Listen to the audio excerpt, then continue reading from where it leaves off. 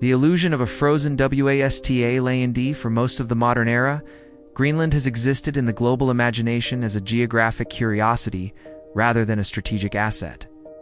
It is routinely described in terms that minimize its importance: a frozen landmass, sparsely populated, economically dependent, and politically peripheral. With a population of fewer than 60,000 people and an economy sustained largely by fishing and Danish financial support, Greenland appears at first glance to be irrelevant to the serious calculations of global power.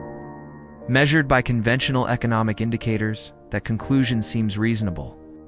Greenland's gross domestic product is negligible by international standards. It produces no globally dominant industrial output, hosts no major financial centers, and plays no visible role in the daily functioning of the world economy. Its cities are small, its infrastructure limited, and its domestic market almost non-existent. In the language of traditional development economics, Greenland looks like a footnote. Yet history repeatedly demonstrates that the true value of territories is rarely captured by their present economic output. Strategic importance is not determined by what a place produces today, but by what it controls tomorrow. Geography, access, positioning, and denial of access to others have often mattered far more than population size or short-term profitability. Many of the most consequential territories in modern history were at the moment of their strategic elevation, underdeveloped, sparsely populated, or economically marginal. The fundamental error in how Greenland is commonly evaluated lies in the metrics being used. Gross domestic product, export volume, and domestic consumption are tools designed to measure economic performance within an established system. They are poorly suited to measuring strategic leverage within a transforming global order. Greenland is not valuable because of what it is valuable because of where it is. Geographically, Greenland is not a peripheral island. It is a massive landmass positioned between North America and Europe, embedded directly in the emerging strategic core of the Arctic and the North Atlantic. It sits astride the shortest routes between the major industrial and military centers of the Northern Hemisphere. It is not a country in the conventional sense of the word. It is a platform for surveillance, for power projection, for denial of access, and for control over future transit corridors that do not yet fully exist, but are rapidly coming into being.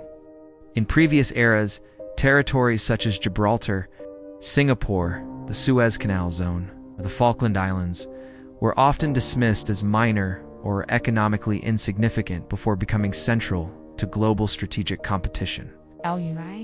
Their value did not lie in their domestic economies. It lay in their ability to shape the movement of fleets, trade, information, and influence. Greenland belongs to this same category of strategic geography, but on a far larger and more consequential scale. The concept that best explains Greenland's importance is that of the positional asset. A positional asset is not valuable because of what it produces, but because of what it allows and what it prevents. It enables certain actions while denying others. It shapes the options available to all actors in a system, often without appearing to do anything at all. Greenland's position allows control over vast stretches of Arctic and North Atlantic airspace.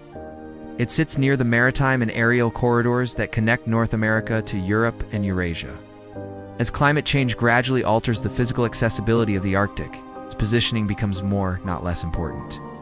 What was once a frozen barrier is becoming a navigable domain, and with navigability comes competition. This shift is occurring quietly, but its implications are structural. Great powers do not compete for scenery. They compete for leverage, for depth, for early warning, and for the ability to shape the battle space before a crisis ever becomes visible to the public. Greenland's geography provides exactly this kind of leverage. It is a forward position, a listening post, a gatekeeper, and, in certain scenarios, a shield. Politically, Greenland's status adds another layer of complexity. It is an autonomous territory within the Kingdom of Denmark, which itself is a member of NATO. This means that Greenland is embedded within the Western security architecture, but it is not a fully sovereign strategic actor. Its defense, foreign policy alignment, and long-term strategic orientation are shaped by decisions made far beyond its own population centers. This creates a structural tension between geography and governance that becomes increasingly important as global competition intensifies. In recent years, attention to the Arctic has increased among all major powers, not because of any single dramatic event, but because of slow, irreversible shifts in climate, technology, and global trade patterns. The Arctic is no longer a permanent barrier. It is becoming a domain. And in that domain, Greenland is not a marginal player. It is the central landmass. The critical point is that no serious long-term strategic planner is looking at Greenland as it is today. They are looking at what it becomes when ice retreats, when new routes open, when competition over resources, surveillance, and military positioning intensifies. In that future, the question is not whether Greenland matters. The question is, who shapes the environment around it? The widespread perception of Greenland as a frozen, economically irrelevant wasteland is not merely inaccurate. It is strategically dangerous. It obscures the fact that Greenland is not a passive space. It is a structural advantage waiting to be fully recognized and fully contested. And in the emerging global order, territories like this rarely remain ignored for long. Have you ever wondered why some countries are powerful and others aren't? Why do certain conflicts flare up over and over again? The answer, surprisingly often, isn't just about politics or economics. It's about geography. The mountains, rivers, and oceans of our world are the silent puppet masters of history, shaping the destiny of nations for centuries. And today, we're going to explore the geography that has defined, and will continue to define, our world. Let's start with Russia. Look at a map. It's massive, the largest country on Earth. But it has a huge problem. Most of its coastline is frozen for a large part of the year. This geographical fact has driven Russian foreign policy for centuries. Their relentless push south towards warm water ports, like those in the Black Sea, isn't just a whim. It's a strategic necessity for trade and projecting naval power. The vast, flat European plain to its west also presents a constant security challenge. With no natural barriers like mountains, it's an open highway for potential invaders. This explains Russia's historical desire for a buffer zone of friendly or controlled states in Eastern Europe. It's a game of defense dictated by the land itself. Now, let's sail across the Atlantic to the United States. America's story is one of incredible geographic luck. It's bordered by two vast oceans, the Atlantic and the Pacific, which act as giant moats, protecting it from foreign invasion. To the north and south, it has friendly, stable neighbors. Internally, the Mississippi River system created a massive, interconnected superhighway for agriculture and commerce, allowing the young nation to grow its economy at an incredible rate. This unique combination of protection and internal connectivity gave the U.S. the breathing room to become a global superpower. Largely untouched by the world wars that devastated Europe and Asia, but what about the future? All eyes are on China. China's geography is a story of two halves. The eastern half is densely populated with fertile river valleys that have sustained its civilization for millennia. This is the heartland. But to the west, you have harsh deserts and towering mountains, creating a natural barrier. For centuries, China was a land-based power. But today, its ambitions are maritime. Why? Because over 80% of its imported oil, the lifeblood of its economy, must pass through a narrow maritime choke point, the Strait of Malacca. This single vulnerability is a massive strategic headache for Beijing. Their push to build a powerful blue water navy and create the Belt and Road Initiative is a direct attempt to overcome this geographic constraint, to secure their supply lines and project power beyond their shores. And we can't forget the Middle East. It's a region defined by two things: oil and deserts. The oil makes it globally important, but the desert landscape and the scarcity of water create constant tension.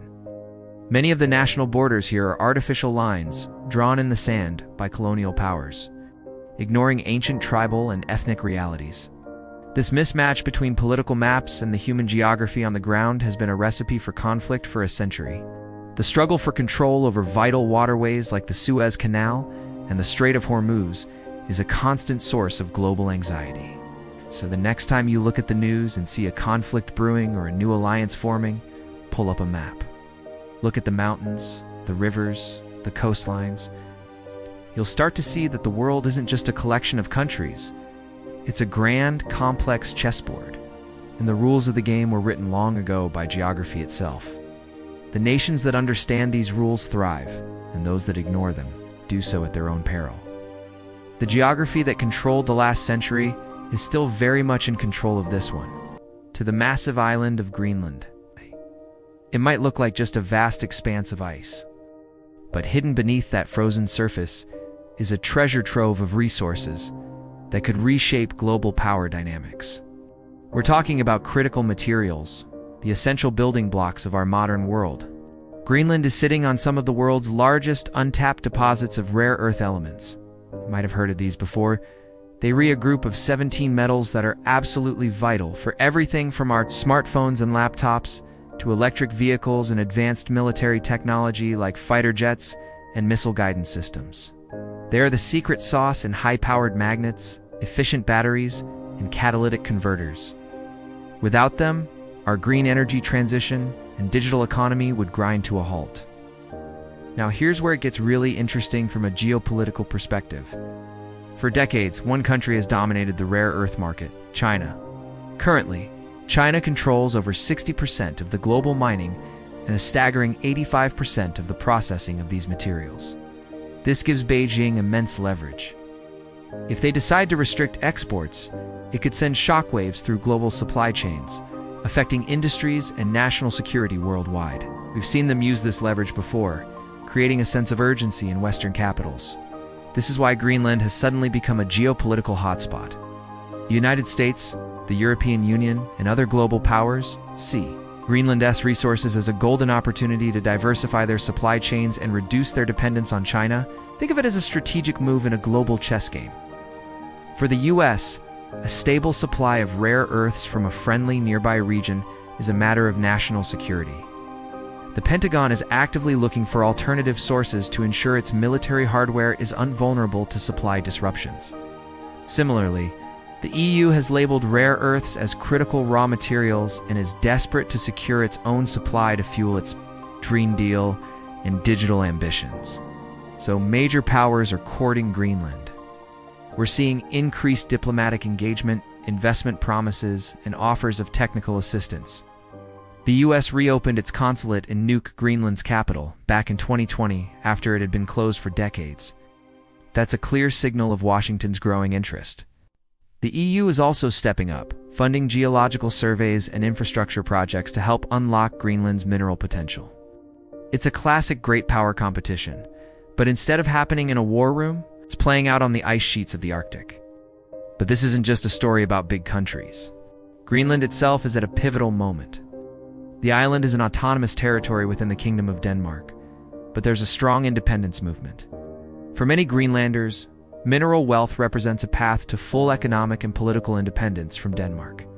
The potential revenue from mining could fund public services, build infrastructure, and create a self-sufficient economy. However, this path is filled with challenges. The Greenlandic government and its 57,000 inhabitants face a monumental decision. The environmental concerns are huge. Mining in such a pristine and fragile Arctic environment carries significant risks. Oil spills, habitat destruction, and the release of toxic or radioactive byproducts are all serious possibilities. The local population, whose culture and livelihood are deeply connected to the land and sea, is understandably divided. Some see mining as a necessary evil for a better future, while others fear it will destroy their traditional way of life and the unique ecosystem they call home. Balancing economic gain with environmental protection is the tightrope Greenland has to walk. Furthermore, developing these resources requires immense capital and expertise, which Greenland doesn't have on its own. This means partnering with foreign companies and countries, which brings its own set of risks. Greenland has to navigate these partnerships carefully to avoid being exploited and to ensure that the benefits truly flow back to its people. They are trying to be strategic, even banning uranium mining in 2021, which effectively halted one of the world's largest potential rare earth projects, as the deposits were mixed with radioactive materials.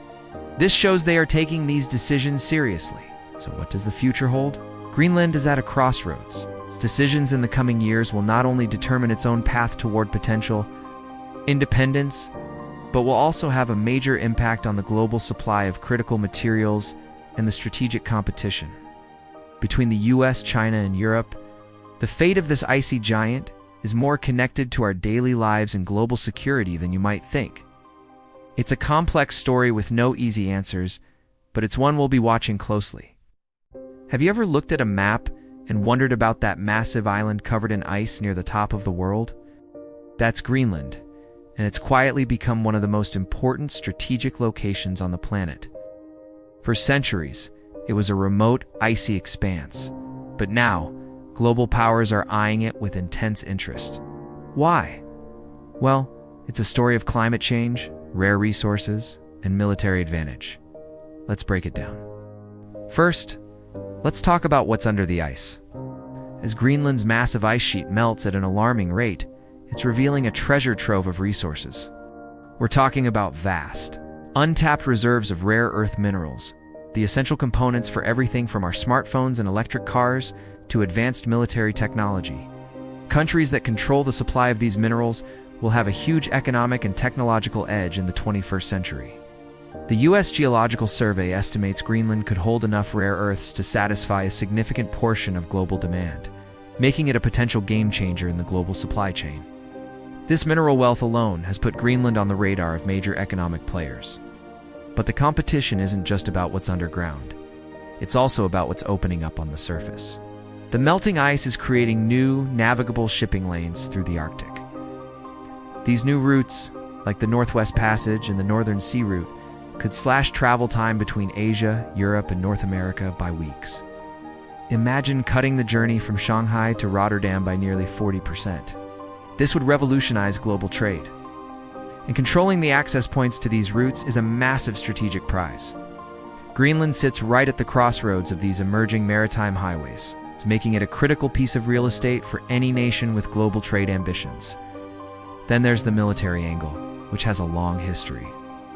During the Cold War, the United States built Thule Air Base in northern Greenland. It was a crucial early warning outpost against potential Soviet missile attacks. Today, that base is more important than ever. It's been upgraded with advanced space surveillance and missile defense systems, serving as America's eyes and ears in the high north. As Russia expands its military presence in the Arctic and China declares itself a near-Arctic state, America's foothold in Greenland is a vital strategic asset. It allows for monitoring rival activities, projecting power into the region, and ensuring the security of North America. This military significance adds a whole other layer to the geopolitical chessboard. So who are the main players in this great game? You have the United States, which sees Greenland as essential for its national security and as a potential source of critical minerals to reduce reliance on other countries. Remember when the idea of the US buying Greenland was floated? While it sounded strange, it highlighted Washington's deep strategic interest.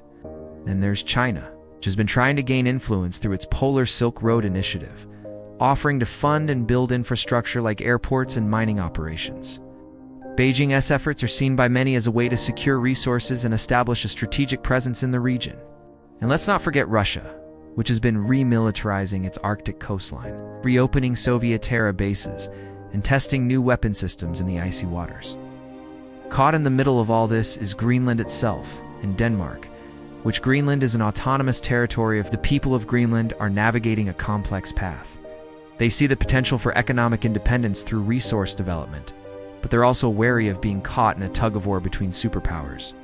They want investment, but not at the cost of their environment or their autonomy. Their decisions in the coming years who to partner with, which projects to approve, will have huge consequences not just for their own future, but for the global balance of power. So the next time you see Greenland on a map, don't just see a vast expanse of ice. See a geopolitical hotspot, a future resource hub, and a critical military outpost. The silent, frozen giant of the north is waking up, and the world is watching very, very closely. What do you think will happen next in this Arctic Great Game? Let me know in the comments below. Thanks for watching, and if you enjoyed this, don't forget to like and subscribe for more deep dives into global affairs.